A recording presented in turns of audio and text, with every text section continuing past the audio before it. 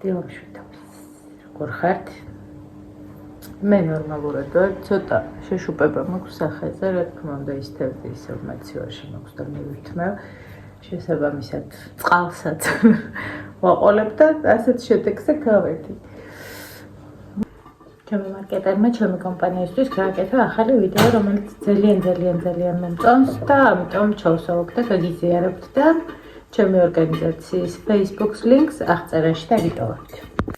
ესეც ჩემი ახალი რეკლამა, სადაც გამოყენებულია ზუსტად ყველა ის აპარატი იმ ლიტრაჟობით კერხერის, რომელიც ჩემს ორგანიზაციას აქვს. შესაბამისად, ვიდეო ძალიან მისაღებია ჩემთვის და თქვენი აზრით მაინტერესებს, რას ფიქრობთ, რამდენად საინტერესოა. მე ვფიქრობ, რომ ჩემმა მარკეტერმა ძალიან დიდი ძალისხმევა ჩადო და ესეც ჩემი უსაყვარლესი ლოგო. მოვიწყოთ ერთად დილა, რას ვაკეთებ. დილით, აპტეკი. პირველ რიგში გვინდა ყავა, რა თქმა უნდა.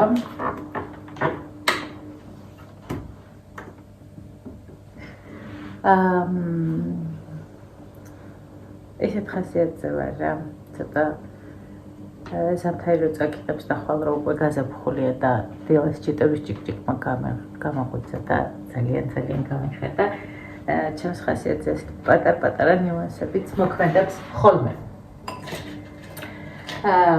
რას დავაკვირდი დღეს, მოდი ერთი თემა ნაწილ ესე ჩავშალოთ და თან გაჩვენებთ ისევ ჩემი სახის რუტინას, ყინულით უნდა დავიმუშაო, რომ დამიცხრეს. მივალაგოთ სახლი, იმიტომ რომ დალაგებული გვაქვს. ჩავიცვათ, იმიტომ რომ ჩემს კითხვებში ცილა. და შევუდგეთ დღეს დავგეგმოთ, კარგად დავისვენე. გუშინ არ ამდგარ ვარ ლოგინიდან.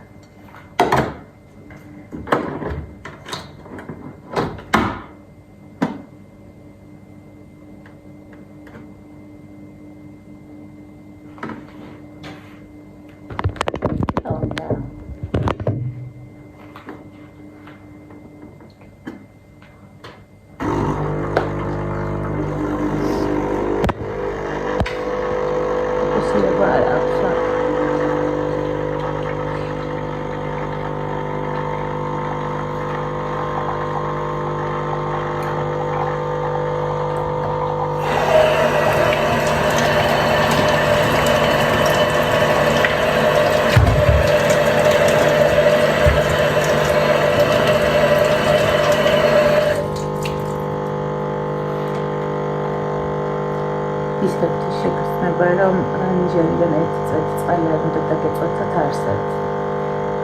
ჩემი ნიჟერი იმდენად ცუდია და უკანი ისეთი მაღალია მე მგონი წყლის ვარდნის გამო, ანუ მთელი კედელი და გარშემო ყველაფერი იწუწება.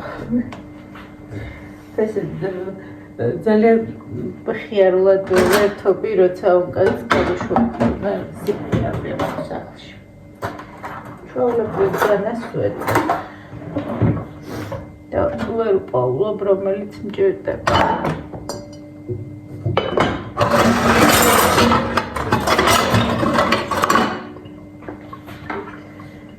მადლობა.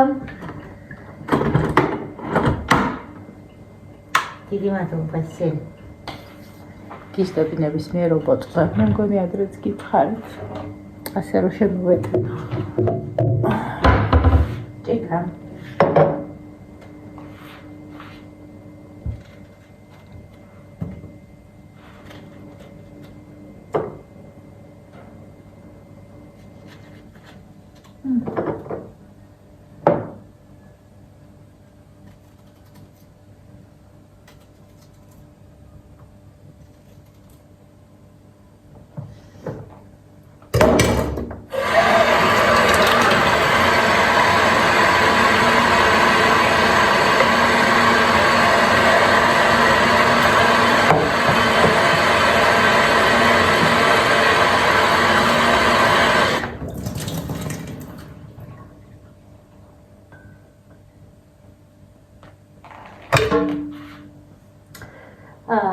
Teraz დაგუშინეთ რაღაც ვფიქრობდი რომ ანუ ჩემ თავს ძალიან ბევრ რამეზე ვეუბნები უარს.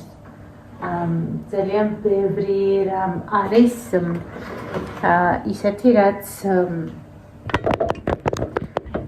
უგრძელავ ჩემ თავს, ანუ ეს იგივე საკვებია, იგივე პირადი მოხმარების ნივთია, იგივე წასვლა, იგივე ნებისმიერი რაც ფულის ხარჯვასთან ასოცირდება. და ეს თემა ძალიან ისე ტვინთან ახლოს მოვიდა და დავიწყე ჩაღრმავება რატო მაქვს ასეთი რაღაც.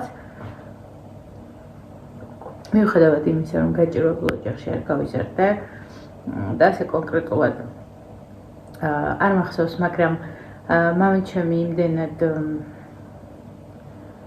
მკაცრი მამა იყო და არის, რომ ესე ვერ გაუბედავდი, რომ რაღაც გინდოდა, ანუ არ მახსენდება რა, მაგრამ ის ფაქტიც არ მახსოვს, რომ აი მოდი ეს ეხლა არა და მერე ვიყიდოთ. და ჩემს ტვინში ყოველთვის ასეთ სიგნალები მოდის ხოლმე, რომ და ჩემს შულსაც სხვათა შორის ასე ვეუბნები და მივხვდი, რომ ეს ცოტა ქვეცნობიერს ძალიან ლაქავს, რომ ჩვენ ახლა არ გვაქვს ამის საშუალება და მოდი ეს გადავდოთ, იმიტომ რომ ზოგადად მე მომთხოვნი ტიპი არ ვარ. არც არასდროს მქონი ამბიცია არაფერზე. ეხლა დავიწყე გამომუშავება იმის, რომ რაღაცეები უნდა მინდოდეს, რაღაცეების დინებას არ უნდა მივყვე და საწინააღმდეგოდ უნდა ვიარო და ეხლა მაქვს რაღაცეებზე ამბიციები. 26 წლის შემდეგ, როცა უკვე ჩემი ცხოვრება ამოყირავდა და ყველაფერი შეიცვალა, იმის მერე ეს ამბიციები ნელ-ნელა ღვივდება, მაგრამ ყოველ შემთხვევაში მაინც ის დამყოლი და მშვიდი ტიპი ვარ, არ ვიცი ჩხუბი, არ შევდივარ ადამიანთან კონფლიქტში, არ მაქვს მოთხოვნები, ანუ ყოველთვის ვცდილობ, რომ ჩემს გვერდით მყოფი ადამიანები გავამართლო და მოვუძებნო გამართლება. გარდა ერთი ადამიანისა, ეს ჩემი შვილების მამაა, რომელსაც ვერასდროს ვერ მოვუძებნე გამართლებას. შეუძლებელია.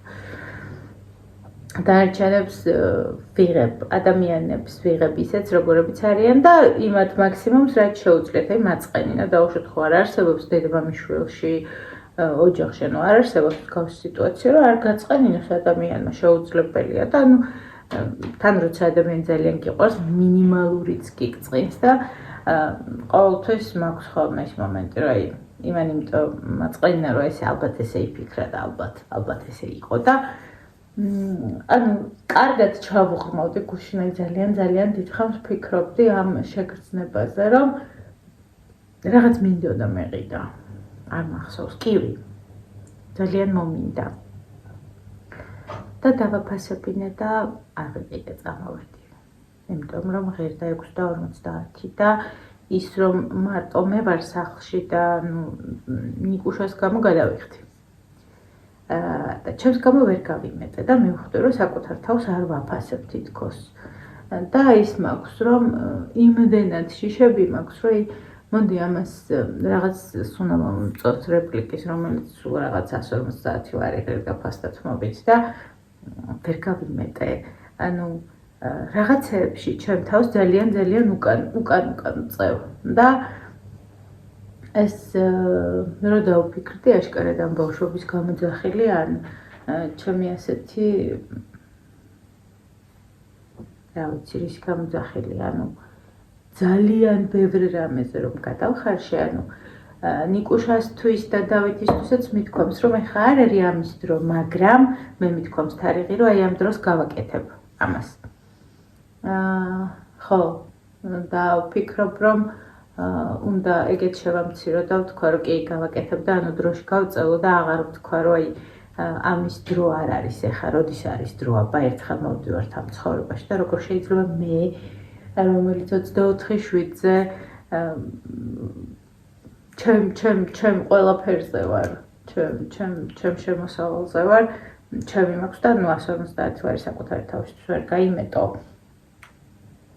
ცოტა ისეთია რა და 6:50 ხო განსაკუთრებით წავედით ყავა დავლევად არ ვიცი რამდენი სწორად გადმოვეცი მეგონა სწორად გაიგეთ საკუთარ თავთან უარის თქმა რა განაპირობებს ამას აბა დაწერეთ თქვენც ეუბნებით ხო თუ არა საკუთარ თავს უარს რაღაცეებზე და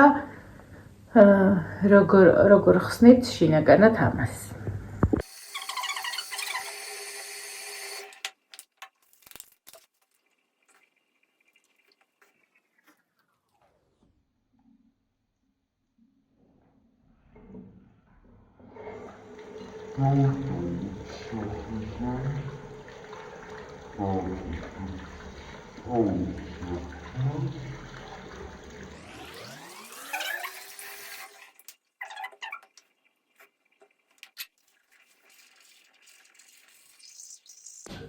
გავიწმინდა თენა. არა საინტერესო პროცესია, უბრალოდ ცუდი პროცესია. ყინული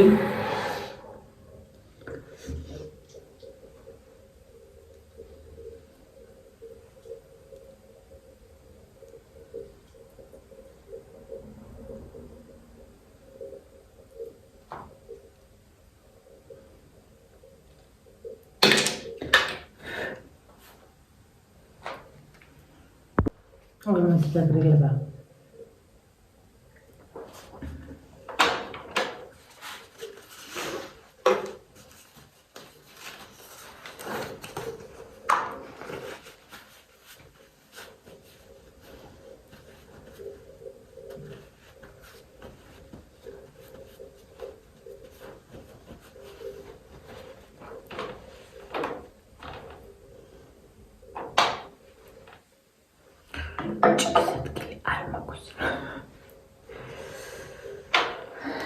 ჟავა. სენა გამოვიცვლით და ლოგინს ავალაგებთ. ჩვენი ჟავა იმუშავებს.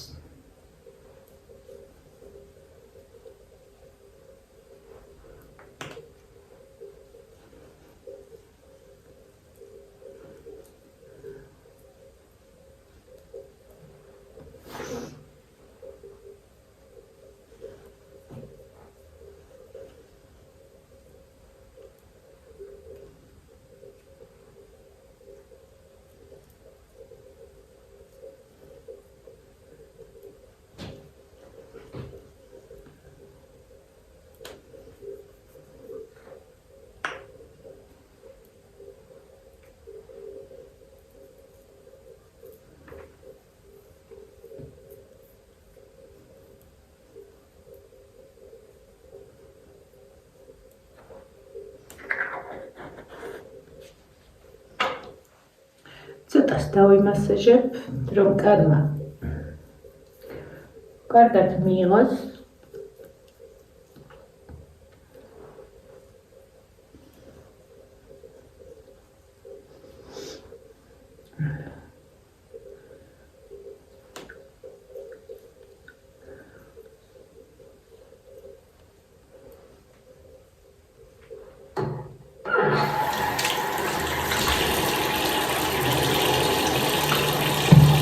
თელები.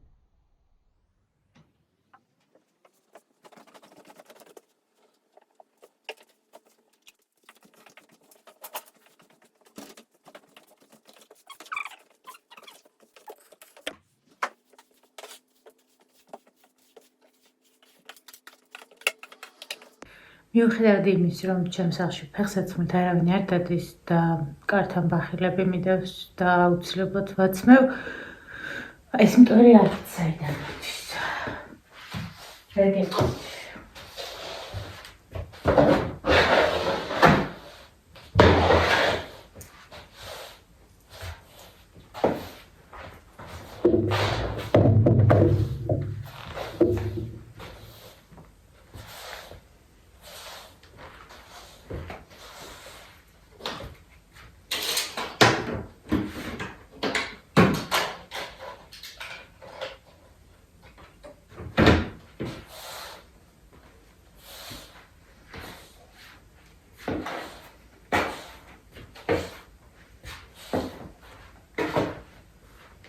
ძირითადად სახლში მაქვს თმები.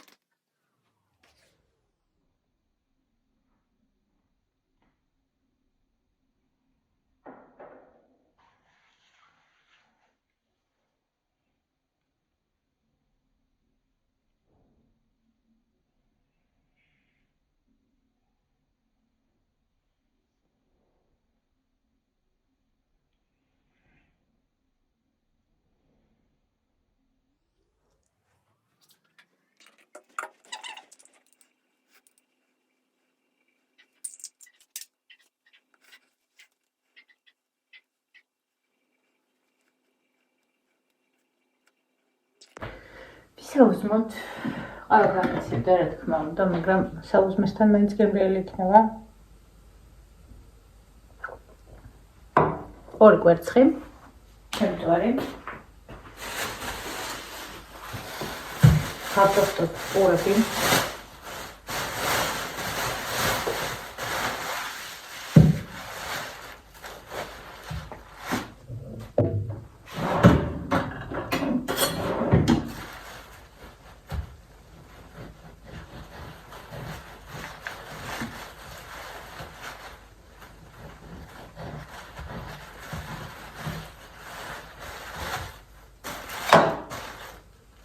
მარკეს ჭვავის პური, მე მგონი ჭვავი წავიკითხოთ.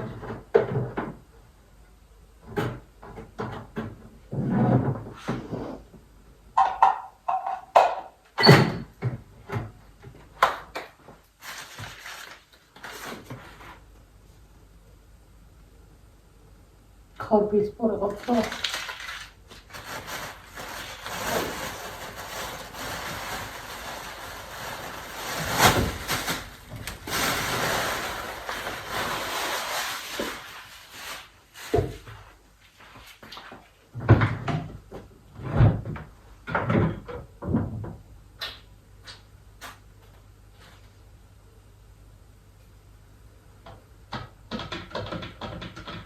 არის სადილად რა უნდა გავიგეთ.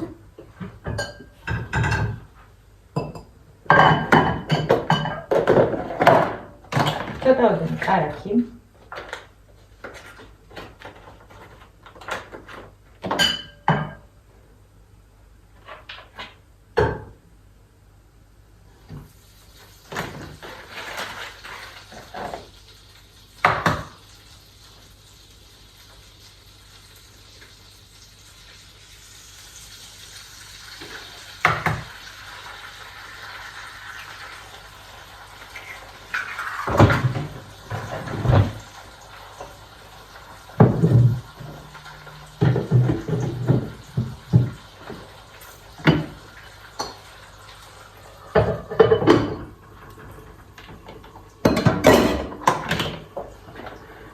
დაგჭირდება.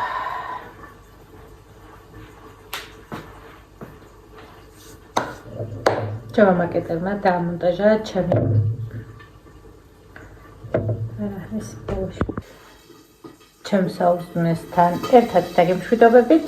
შუადღით იმედ ვიტოვებ, რომ რამეს მოვიფიქრებ, რომ მოვამზადო და მოვალ თქვენთან.